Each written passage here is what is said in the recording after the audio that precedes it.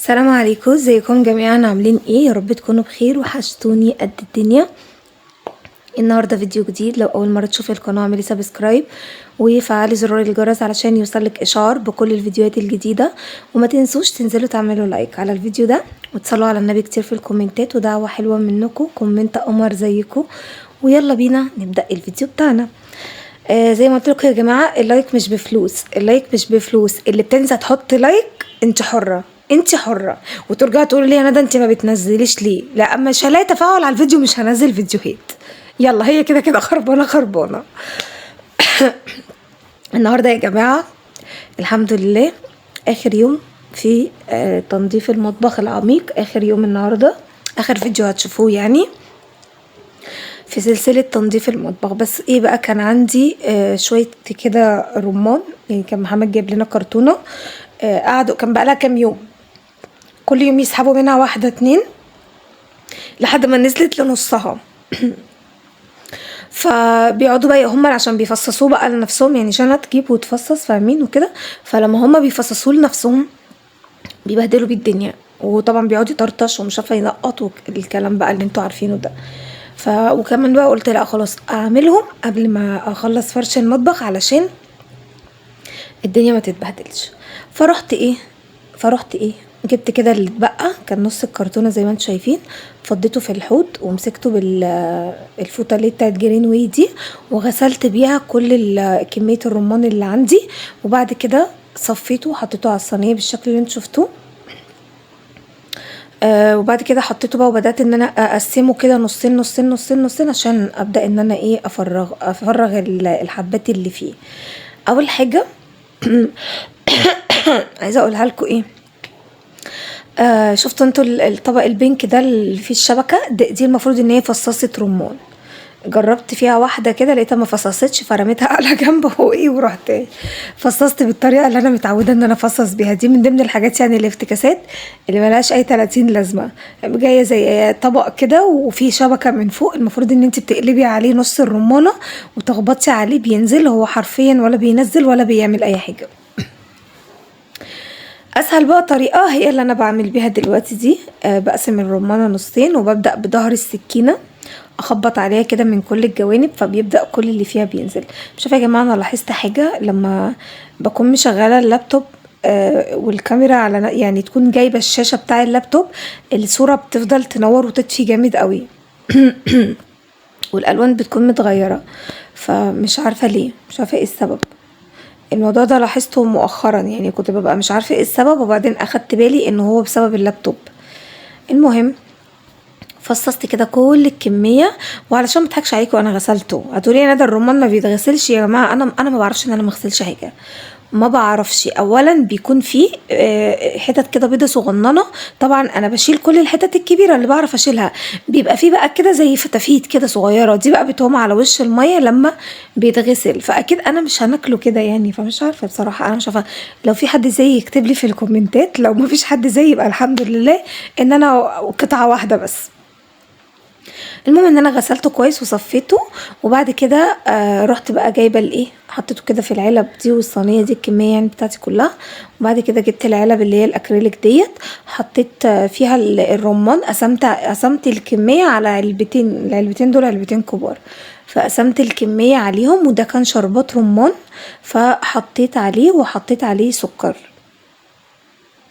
دي الطريقة اللي هي العادية المعتادة خالص يعني. وكنت عايزة احط عسل بس انا نسيت يعني، فحطيت سكر، يلا مش مشكلة. المهم بقى زودته مية وقلبته كده وغطيته وحطيته في التلاجة. وعايزة اقول لكم ان الكوباية اللي انا بوريها لكم دي حطيتها لعمر على الرخامة علشان يشربها. قام الاستاذ كان قاعد على الرخامة كالعادة، بيبقى قاعد مستنيني ان انا اخلص لما بكون بعمل حاجة حلوة. قام شايطها برجله، قامت نزلت اتدشت على الارض والدنيا كلها اتخربت يعني. بس اكيد ما صورتهاش يعني، محدش بيصور خيبته، بس انا بفكر ابقى اصور خيبتي بعد كده. المهم ده كده خلصتهم ودوبت فيهم السكر والشربات كويس قوي. هغطيهم بقى وادخلهم التلاجة. ويلا بقى بينا نكمل باقي سلسلة تنظيفات المطبخ الأخيرة. طبعا اللي متابع بقى معايا عارف أنا وصلت لفين. تمام. آخر حاجة الفيديو اللي فات عملنا ايه؟ عملنا الجزء اللي فوق، عملنا الحيطة اللي ما بين المطبخ فوق وما بين المطبخ تحت، وعملنا الرخامة، كل حاجة كانت على الرخامة اتغسلت. وكان فاضل لي بقى يا جماعة ايه؟ ان انا اعيد على الجزء اللي تحت. الجزء اللي تحت احنا كده كده عملناه، بس زي ما قلت لكم لان طبعا بتصبني فوق في بقى صابون بيقع، ومكان ما عملنا الاجهزة والحوارات والحكايات اللي انتوا شفتوها دي، فبيحتاج ان هو يتعاد عليه تاني. المهم بقى جبت الفرشه بتاعتي اللهلوبه دي، طلعت خطيره بجد يا جماعه، بجد طلعت حلوه قوي. يعني بصوا الحاجه اللي بتطلع حلوه انا بامانه بقول لكم انها حلوه. فركت بيها كده كل الجزء اللي تحت ده، مشيت عليه كده، وبدات ان انا امسحه بالفوطه عشان يرجع يعني يتشال من عليه اي رغوه صابون او حاجه. عايزه اقول لكم ان انا بمنتج لكم الفيديو ده الساعه 7:10 المغرب كده. العيال كانوا في الدرس، قلت استغل الوقت اللي هما فيه في الدرس واعمل فويس اوفر بدل ما اعمله بالليل والكلاب بتقعد تهوى بالليل، فقلت استغل الوقت واعمله دلوقتي. الله لما تسمعنيش وانا بقول عليا كده وتيجي تهوى. المهم خلصت الجزء اللي تحت ده بقى، وقلت ايه بقى؟ عايزه اعمل دورة تنظيف لغسالة الاطباق، بس بقى إيه يعني دورة عميقة. عارفين انتوا دورة التنظيف اللي هي العميقة دي؟ شكلي اخدت برد. دورة التنظيف اللي هي العميقة يعني انا عادة كل 15 يوم كده بعمل لها ايه؟ بحط لها كوباية خل وبيكنج صودا وبعمل لها دورة غسيل. بس لا، كنت حاسة انه مش كفاية المرة دي، انا كنت حاسة انه مش كفاية. طلعت فكيت كل الفلاتر والرشاشات، فكيتها كلها غسلتها اهو، كانت مش نظيفة. وعملت ايه بقى؟ بصوا هتشوفوا دلوقتي يا جماعة، غسلتها غسلة محترمة. يعني انا حقيقي اول مرة ابقى يعني ايه، مش اول مرة، بس يعني انا حاسة ان انا راضية عن نفسي قوي ان انا عملت كل حاجة في المطبخ زي ما انا ما عايزة. يعني نظفتها بالطريقة اللي انا بحب انضفها بيها. عادة عشان ببقى جايبة حد بيساعدني، ففي حاجة يعني في مثلا يعني ممكن ما اعملش دورة تنظيف لغسالة الأطباق أثناء ما أنا ما بنضف المطبخ. ممكن لما أخلص المطبخ في يوم تاني لوحده أبقى أعمل لها، لأن اليوم ده بكون مشغولة قوي وبيبقى ورايا حاجات كتير، فببقى مش فاضية إن أنا أعمل لها دورة تنظيف، فبخليها اللي هي في يوم لوحدها تاني يعني. فلا، أنا المرة دي أنا عملت كل حاجة في المطبخ، حرفيا كل حاجة. مفيش ضرفة ما نزلتش واتنضفت. عادة بشوف مثلا ايه الظرف بشيك عليها، اللي عايز مثلا يتعمل هو اللي بعمله، بس المرة دي كان اللي عايز يتعمل واللي مش عايز يتعمل انا عملته. من الاخر قلت لا، انا عايزه احس ان انا نظفت المطبخ تنظيفه اللي هو عارفين تقعدي وانت مستريحه، تقعدي وانت مثلا ما تقوليش ايه بس ابقى اعمل بقى دي عشان ما عملتهاش. لا، انا ما كنتش عايزه احس الاحساس ده، انا كنت عايزه احس ان انا كله بيرفكت، كله معمول، كله تمام. جريتها طبعا، ما كنتش هكتفي بكده، سبت بقى الحاجه تتصفى، الفلاتر والرشاشات، وجريت يا جماعه الغساله، ورحت بقى طبعا شايفين وراها عامل ازاي، يعني مكان ما بنكنس طبعا في اللي هي الفتحات بقى الصغيره اللي ما بين الغساله وما بين المطبخ، ساعات بيدخل فيها حاجات.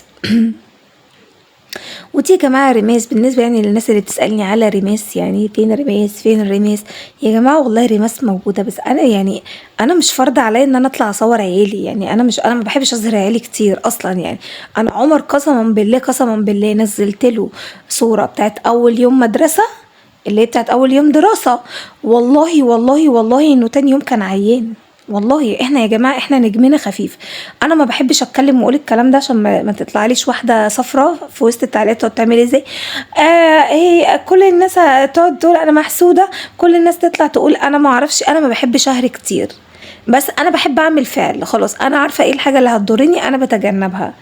انا واحده، انتوا تلاحظوا ده، انا ما بظهرش عيالي كتير، مش ما بظهرهمش خالص، لكن ما بظهرهمش كتير.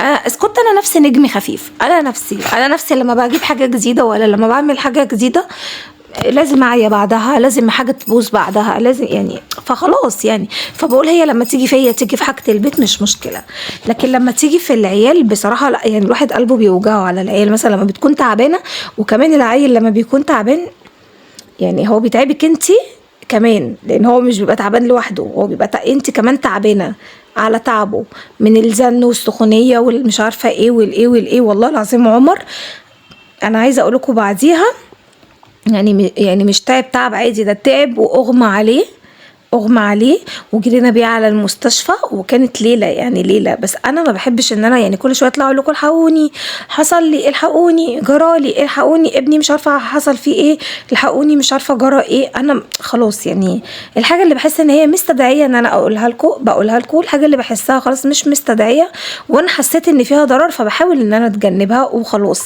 لكن الاقي تعليقات غريبه، هي ريماس مش موجوده، هي ريماس مش بنتك، هي ريماس، هي ريماس، هي ريماس، هي ريماس ليها قصه، هي ريماس ليها قصه. بس انا مش عايزاكم تجبروني ان انا احكيها يعني غصب عني، لاني برضو قبل كده قريت كومنت لواحده سخيفه تقول لي ايه، ما دام انتي بتعملي فيديوهات يبقى انتي لازم تقولي لنا قصه ريماس. لا مش لازم، هو مش لازم خالص، مش فرض عليا ان انا اقول لحضرتك حاجه انا مش جاهزه ان انا اقولها دلوقتي. انا مش جاهزه وما اعرفش انا هبقى جاهزه امتى، وما اعرفش اصلا ممكن اقول ولا ممكن ما اقولش. انا مش جاهزه لا يعني معلش، يعني انا بعرض لكم حاجات، انا ما بعرض لكوش حياتي الشخصيه. انا عمري في حياتي من ساعه ما طلعت على اليوتيوب ما اتكلمت في حياتي الشخصيه، ولا جيت قلت لكم انا عندي مشكله مع جوزي، ولا عندي مشكله مع اختي، ولا عندي مشكله مع صاحبتي.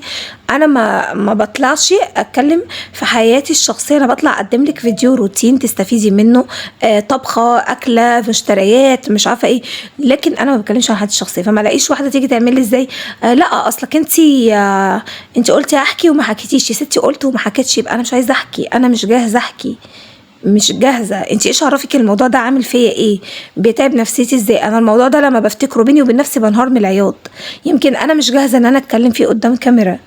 فما تجيش انت تقولي لي لا اصل انت لازم تتكلمي، انت لازم تقولي. لا مش لازم، ايه اللي لازمه؟ ومش مش فرض عليا ان انا اظهر لك عيالي فرض واقول لك اهي ريماس اهي، وادي عمر اهو، وادي جنى اهي. مش لا عادي، انا مش حابه اظهرهم، مش اظهرهم. انا حبيت اظهرهم في مقطع، في لقطه، في بتاع، اظهرهم. لكن مش ان انا فرض عليا ايه ده هي فين، ايه ده هي فين، ايه ده هي فين. انا ريماس قاعده ما بيني وما بين مامتي، قاعده معايا، هي قاعده معايا، مش قاعده معايا بس. يعني اسبوع بتقعد معايا واسبوع مع مامتي، واصلا طول اجازه المدرسه كلها قاعده معايا. فهي معظم الوقت قاعده معايا. ده للناس اللي بتسالني على ريماس وفين ريماس وقصه ريماس والكلام ده كله. لكن هي ايام الدراسه بس اللي بتبقى عند مامتي، بتيجي ايام الاجازه، تيجي خميس جمعه سبت، وبتقعد الكام يوم الدراسه بس. بعد كده بقى اجازه المدارس كلها بتفضل قاعده معانا. ف وبسبب ان هي مدرستها هي لازم تكون في الحته ديت، ليه هي ليها يعني مدرستها عند ماما من الاخر، يعني من غير ان انا اخد في تفاصيل. تمام. فده كان توضيح بس للناس اللي عماله يعني ايه تستخف وتقعد تتكلم كده بسخريه، وهي ما تعرفش حاجه عن حد، ولا تعرف انت ضاغطه على شخص ان هو يتكلم في حاجه الله اعلم هو مش عايز يتكلم فيها ليه، تعبان، مش نافع، براعي مشاعر الطفل، ايا كان يعني. المهم يا جماعه ربنا يهديكم ويهدينا. المهم زي ما انتوا شفتوا انا مسكت الغساله بتاعت الاطباق، فرقتها كده من بره ومن جوه كويس قوي، وحطيت عليها اللي هو الكريم بتاع التنظيف اللي هو بتاع، مش عارفه بقى، في ناس تقول عليه سيف وفي ناس تقول عليه جيف، مش عارفه ايه هو ده. المهم ان انا فضيته منه شويه، وده فرقت كده الغساله بتاعت الاطباق شويه بالفرشه الكهرباء وشويه بفرشه يدوي، لان الفرشه الكهرباء يعني شويه ما بتدخلش في الزوايا والاركان، فكملت بفرشه عاديه. وبعد كده عملت بالاسبونشه في الحواف كده ولميت كان ودلقت بقى فيها ميه، شطفتها، وبعد كده شفطت الميه كلها بالمكنسه، علشان ما ينفعش ان الغساله تشتغل دورة تنظيف وهي فيها اي رغاوي. فكل الميه اللي انا شطفت بيها الغساله من جوه دي شفطتها بالمكنسه بتاعه الميه. المهم وصبنت طبعا وراها ورجعتها، وهي نفسها غسلتها وفركتها ورجعتها في مكانها. والعلبه اللي كنت بوريها لكم دي الزرقاء دي بقى علبه بتتباع يا جماعه، ده منظف لغسالة الأطباق، ده منظف بيعمل لها دورة تنظيف عميقة، حرفيا خلاها في حتة تانية. يعني حقيقي أنا حاسة إن أنا أول مرة أعمل لها دورة تنظيف، يعني حاسة إن اللي أنا كنت بعمله قبل كده ده ما كانش دورة تنظيف نهائي. فهي المفروض دي من اسمه إيه، فينش. من فينيش. دي بتتباع جبتها من على امازون لاني ما لقيتهاش اصلا في اي سوبر ماركت حوالينا، فجبتها من امازون.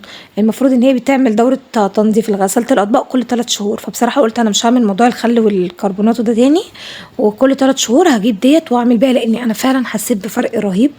الغساله لمات، هي بتشيل اي تكلسات ترسبات، اي روايح كريهه في الغساله، فهي بتشيل كل ده، وحرفيا شالته فعلا.